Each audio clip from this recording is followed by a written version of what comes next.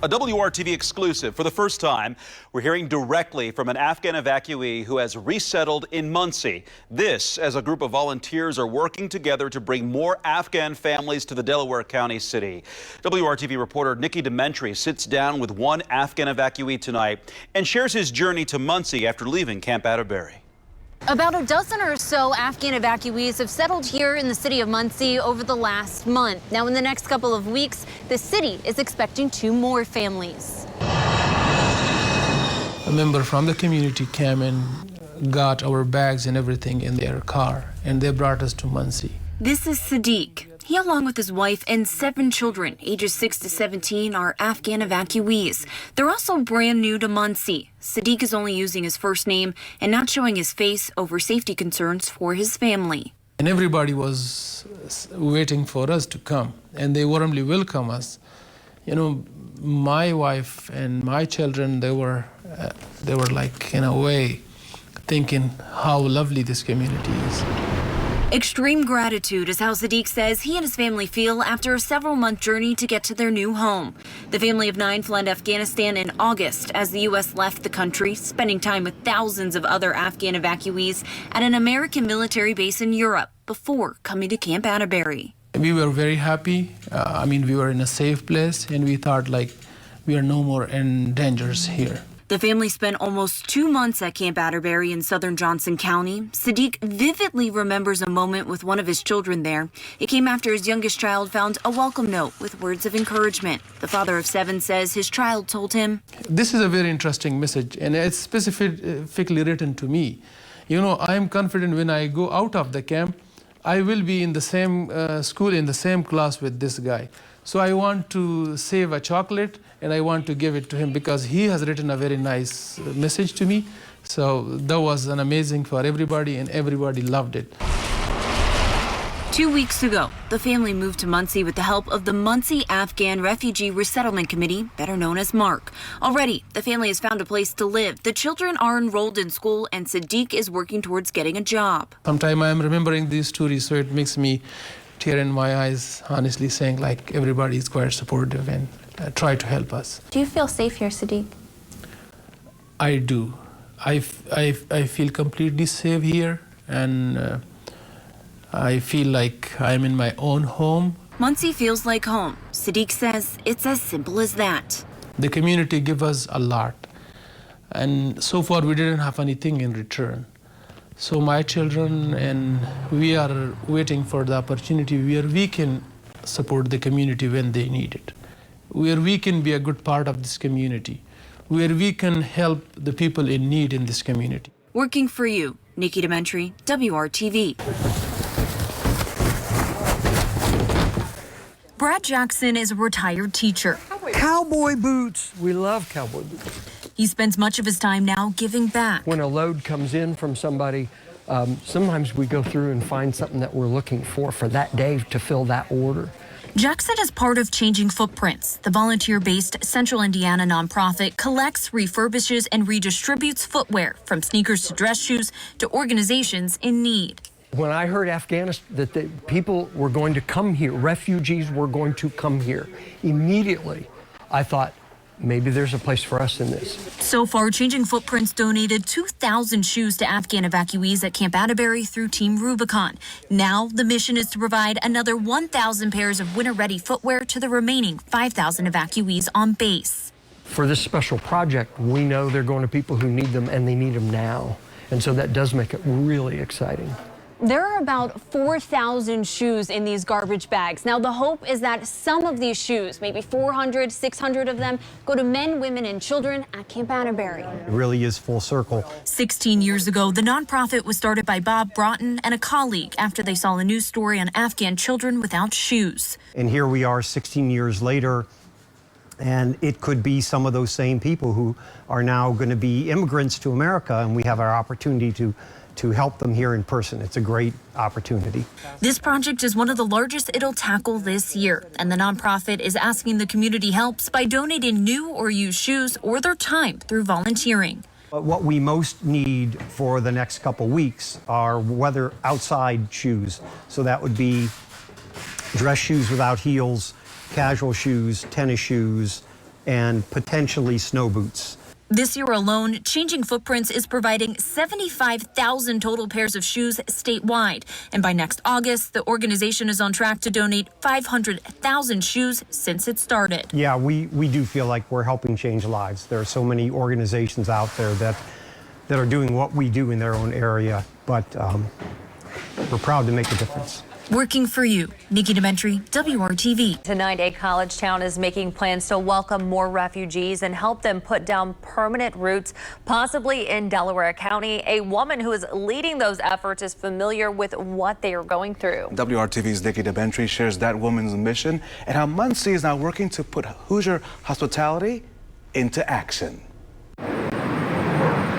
This country was built by immigrants, and that has to continue that mission. It's a mission Bibi Barami is hoping continues in Muncie, Indiana. That's why she founded the Muncie Afghan Refugee Resettlement Committee, better known as MARC. Helping others is her passion, and Barami knows all too well the journey those at Camp Atterbury are going through. I am a strong believer in my faith, that I'm a very positive person. I'd say, okay, God has a better plan for all of us. At 13, Barami and her family fled to a refugee camp in Pakistan from Afghanistan and lived there for 6 years. In 1986, she resettled in Muncie, reuniting with her now husband, and went on to get her GED, then a degree in accounting at Ball State, all the while raising 6 children. A lot of cultural shock. I didn't speak any English. I started from ABC like a child. After 9/11, Barami began directly helping families in Afghanistan. That's when she started Awaken.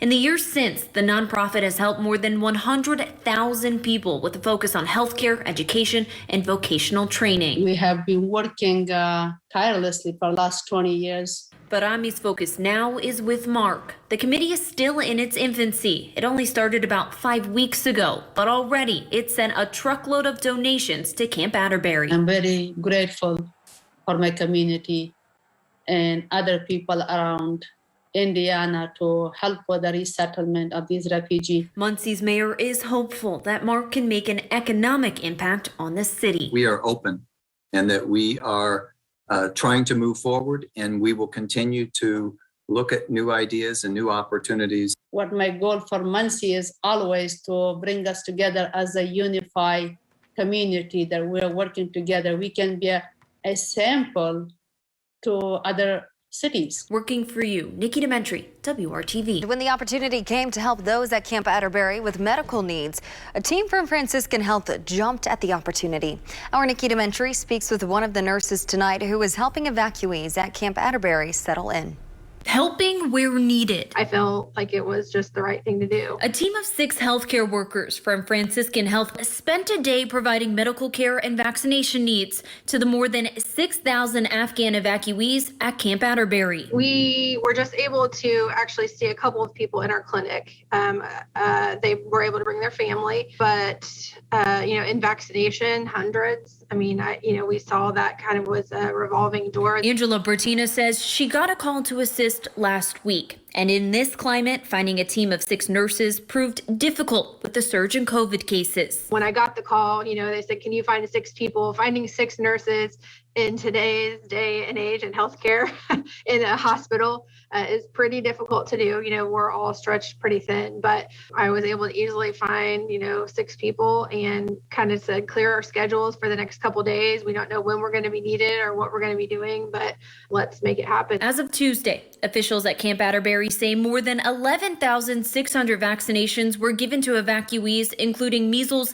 and mumps. We heard from the people who are on base there that getting them vaccinated and those screening exams is really one of the first steps of getting them off into a more normal life. Bertina says she's grateful to play a role in assisting evacuees in their new home. I have a passion for our families, for mothers and babies, and that's the work we get to do every day. But to do it outside of the hospital walls in the community, I thought was just something that I felt called to do. Working for you, Nikki Dementri, WRTV. I have a message to the people of the United States, and I want to say that people of the United States has a heart of the gold. Thank you so much for everything. You just heard from Nahid Sharifi, an Afghan evacuee. She will soon resettle from Camp Atterbury to live somewhere in Indiana. She spoke alongside federal officials, updating us on the latest with Operation Allies Welcome. To date, 7,200 Afghan evacuees have come through Camp Atterbury, and nearly half of them have resettled in towns and cities across the U.S. That's including right here in Indiana. WRTV's Nikki Dementry joins us from southern Johnson County. Heart of gold. It's one phrase that was used time and time again at a briefing earlier this afternoon on Operations Allies Welcome here at Camp Atterbury.